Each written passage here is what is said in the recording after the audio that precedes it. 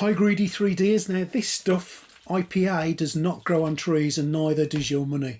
So I'm going to show you a really simple and easy way to recycle dirty IPA today that will allow you to use it again and again and again, but more importantly, it will save you money.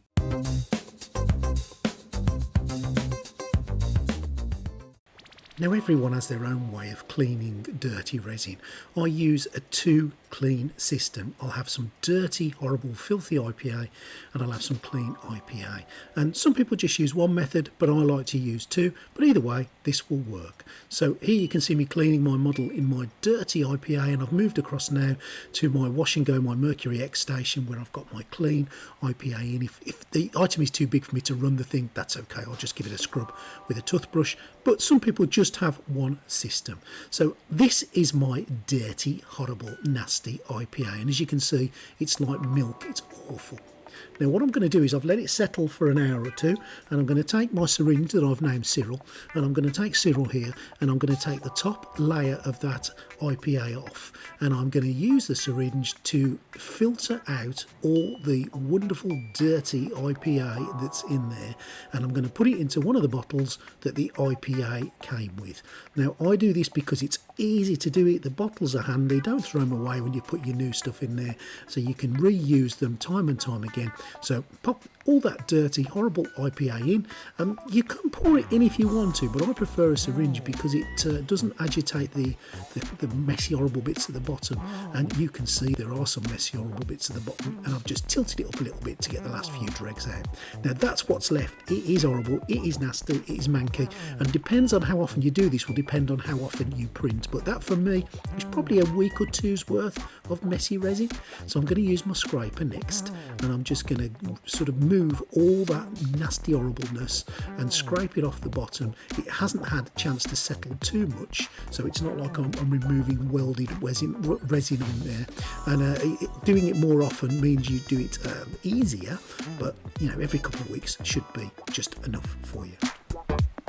And once you've got all that out, I'm going to take a tissue and I'm going to clean it all out, and I'm going to get all that horrible nastiness out, all the resin, until I'm just left with a little bit of that milky IPA in the bottom, and I'm not going to waste that IPA. I'm going to pour that into the bottle. Let's get as much of this back as we can. The next thing I'm going to do is I'm going to leave it outside in the sun. Now put it in a safe place. If you've got kids or pets, just be aware of where you're putting it. These tops on these bottles are the safety tops, so you can't just unscrew them easily. And I'm going to leave them out there in a safe place for at least 24 hours in the sunshine if I can.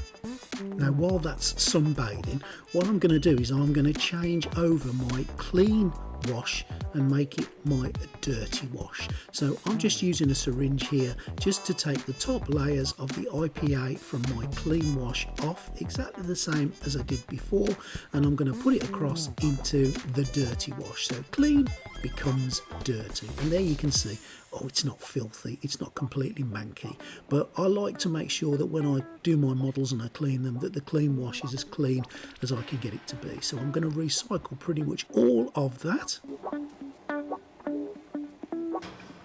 And when I've got the majority of it, I'll give it a wipe out, and then I'll get some clean IPA and I'll put 2 bottles of clean IPA back into my Mercury Plus station. Now this is my clean wash, this is my second wash, and obviously you can imagine by the time it gets into here, it's going to be spotlessly clean when it comes out.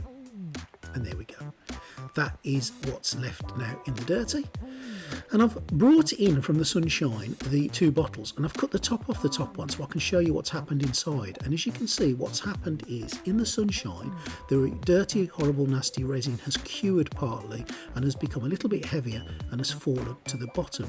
This then allows the IPA that's now free on the whole of resin to float to the top. And as you can see, it's not spotless. This will not give you 100% clean IPA, but it will certainly give you IPA that is perfectly reasonable and perfectly usable for your first dirty wash. Now you probably can get away with just washing out completely in this, but As I've said time and time again, I do have a 2-wash system. Now I think you'll agree that's not looking too grubby for used IPA. And what I'm going to do then, I'm just going to squirt it into my dirty wash, and I've got some relatively clean IPA now in there to clean my models with, and I've saved that IPA from the resin that it was mixed in with just by simply leaving it in the sun. And as you can see, I get quite a bit from there. I can reclaim quite a lot of my IPA this way. Now, cutting the top off was really just to show you what happens inside, but what I do is I don't bother cutting the top off at all. I just carefully take the bottle and pour it in.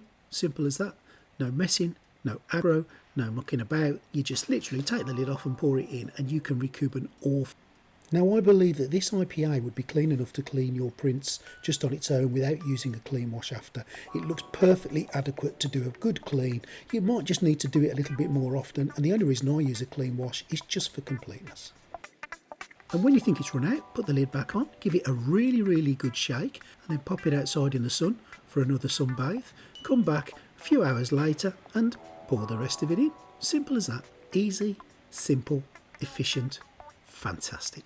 And you can definitely see there that the IPA that's gone back in is perfectly clean enough to clean your prints in.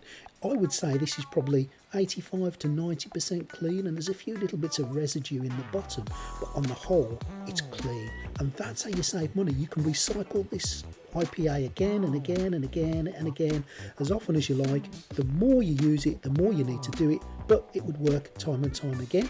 And I'm just going to show you the last couple of dregs that I've got out of that bottle. There you go, just for completeness again, of course. And don't forget, if you really want to, you can run this through one of your resin filters to get out any little stray bits.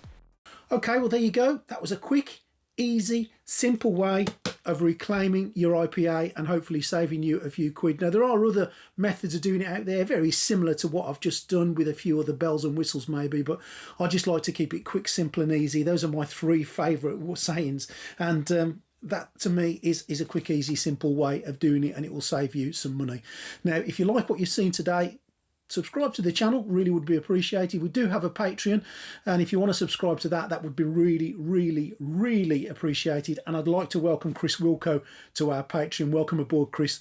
Hope you have a wonderful time here with Greedy 3D. So hope you've learned something.